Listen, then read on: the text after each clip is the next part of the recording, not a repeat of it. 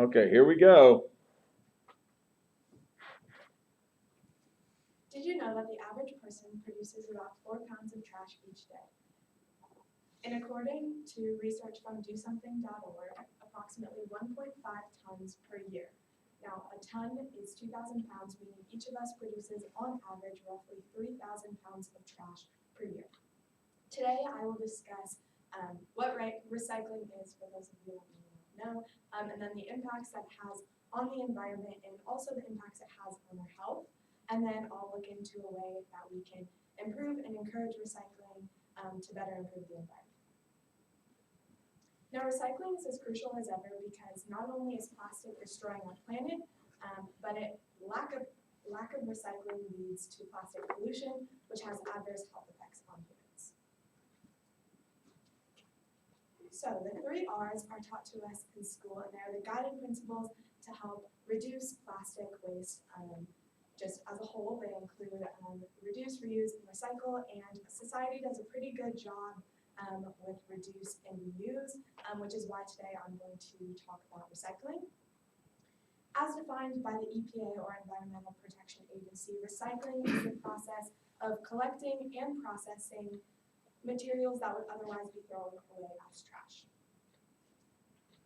So most of you have probably seen this image at some point in the past few years. However, I'd like to point out that it was actually taken in 2015, and it's an image of a turtle getting a plastic straw removed from its nostril. That was due to lack of recycling plastic straws.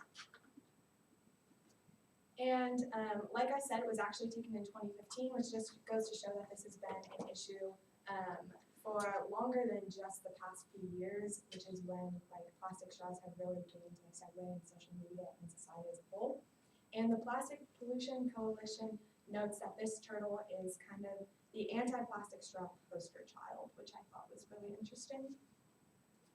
And although eliminating plastic straws is an important step towards recycling, only cities in states like California and Oregon have made laws that actually ban plastic straws.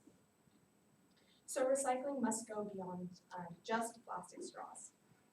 And Jane Lemons, a former Washington bureau chief, notes that straws make up only 0.025% of plastic in the ocean each year.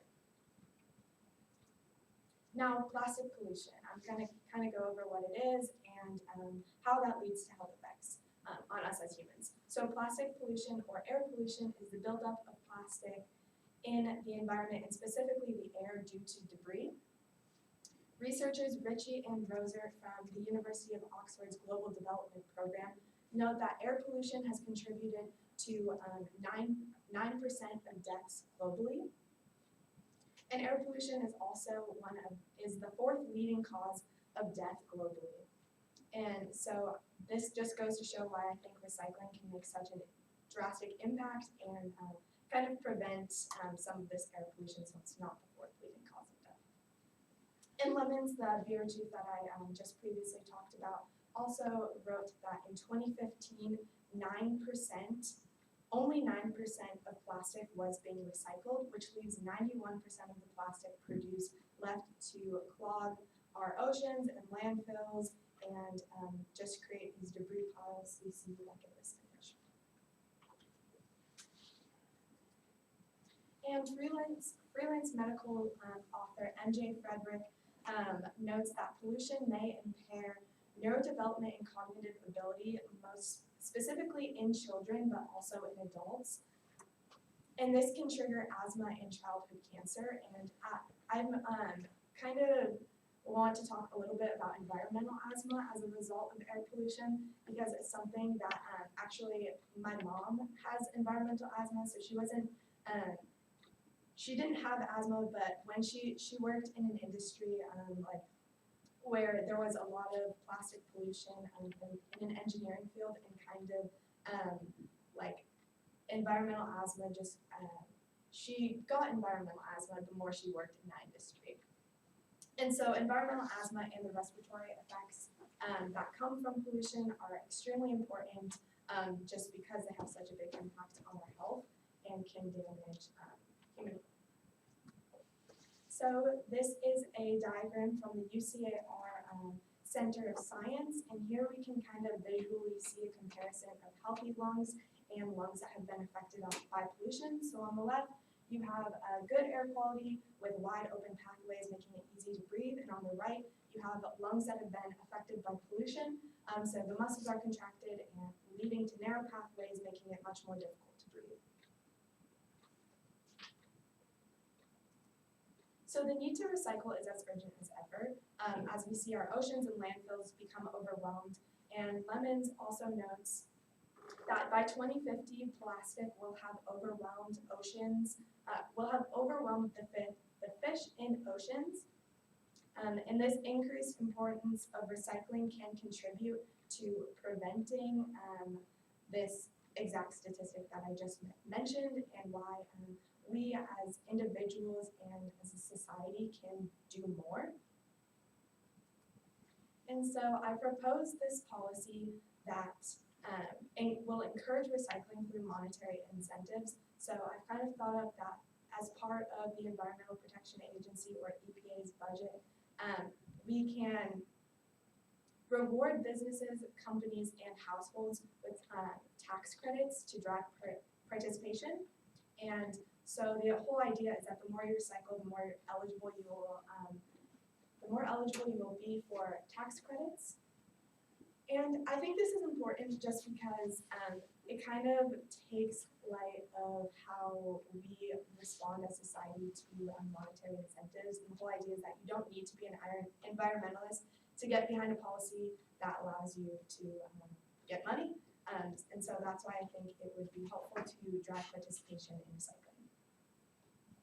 Through this policy, we would see recycling become a norm, and us as humans kind of react as monkey see, monkey do. When one person does something, we're more likely to do it, which is why I think that through this incentive, there would be extra effort put into recycling. And as a whole, recycling can prevent further damage to the environment. And so, to conclude, recycling is a method that allows for the collection and processing of plastic that would otherwise be thrown away. It is one of the 3 R's. And by recycling, we can limit the amount of plastic in our oceans and on land, which ultimately will reduce plastic pollution. And by reducing plastic and air pollution, we will have better health effects like the respiratory effects and environmental asthma that I previously talked about. So what can you do? First, like I just mentioned, I encourage you to recycle yourself, which will ultimately promote other people to recycle. Second, you can advocate to your local legislation, like the California Environmental Protection Agency and even Pepperdine's SGA, through implementing a policy that one day I hope that can be actually implemented in society, although I know it's kind of for thinking. And third, according to change.org, the best way that you can participate is through Global Recycling Day, and it's the most direct way that you can get involved. And so I've included a link here, and basically the link is a way to commit to participating in Global Recycling Day and just get involved. It's in LA, and like I said, it's a great way to encourage recycling and kind of encourage other people to do it too by partaking in something like that. And as a whole, I encourage you all to remember that there is no such thing as a way, because when we throw something away, it must go somewhere. Thank you.